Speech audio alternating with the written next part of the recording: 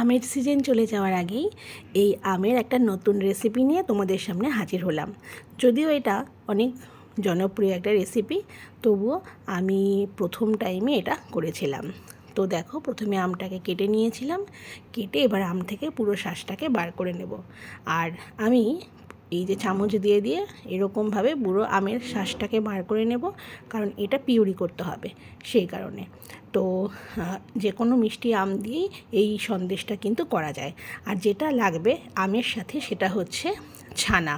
তো এই দেখো, আমি ছানাও রেডি করে রেখেছিলাম। এখানে প্রায় ওই 750 মতো দুধের ছানা আমি করে নিয়েছিলাম, একদম জল ঝরিয়েও নিয়েছিলাম। আর দিয়ে দিলাম দেখো এই যে চিনি দিয়েছিলাম, ছোটো হাতার 1 হাতা। মিষ্টি তোমরা তোমাদের পছন্দ বা স্বাদ মতন দিতে পারো। তো সেই ছানাটাকে আমি দেখো ব্লেন্ডারে পুরো ব্লেন্ড করে নিয়েছি। আর এরপরে আমি একসাথে এই আমটাও দিয়ে দেব, দিয়ে আমি এই ব্লেন্ডারে ব্লেন্ড করব। আর সাথে আমি অ্যাড করলাম অল্প একটুখানি এলাচ গুঁড়ো। এবার দেখো পুরো মিশ্রণটা আমার পুরো রেডি হয়ে গেছে। আর দেখেছো তো কি সুন্দর হয়েছে, দেখো আর একটাও দানা নেই।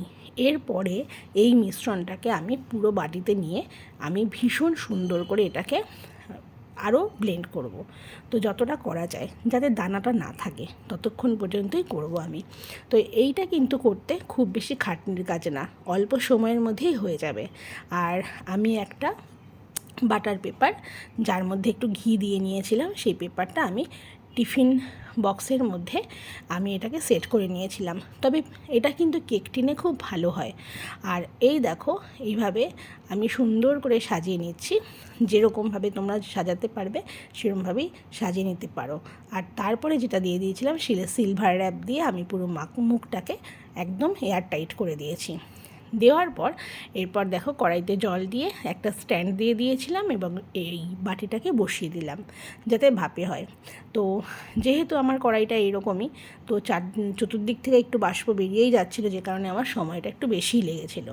দেখো এরপরে নামিয়ে আমি ফ্রিজ করে রেখেছিলাম 2 ঘন্টার মতন। 2 ঘন্টা ফ্রিজ থেকে বার করার পর আমি এবার একটা থালার মধ্যে বা প্লেটের মধ্যে আমি নিয়ে নিলাম। আর দেখেছো তো কি সুন্দর জমে গেছে। আর দেখতে যেরকম ভালো হয়েছে, খেতেও কিন্তু খুব টেস্টি, কারণ সুন্দর একটা গন্ধ বেরোচ্ছিল। আর ভাপার গন্ধ তো জানোই কত সুন্দর হতে পারে। আর আমি এর ওপরে একটু গার্নিশিংয়ের জন্য কুচিয়ে নিয়েছিলাম কাজু বাদাম আর নিয়েছিলাম আমন্ড। আর সেই কুচনো কাজু বাদাম আর আমন্ডটাকে আমি এইভাবে পিস পিস করে কাটার পরে ওপরে ছড়িয়ে দিলাম। আর দেখো তৈরি হয়ে গেল আমার আমের ভাপা সন্দেশ। তো তোমরাও কিন্তু একবার এরকমভাবে ট্রাই করে দেখতে পারো, ভীষণ ভালো লাগবে। তো আজকের ভিডিওটা এটুকুনি, চলো টাটা।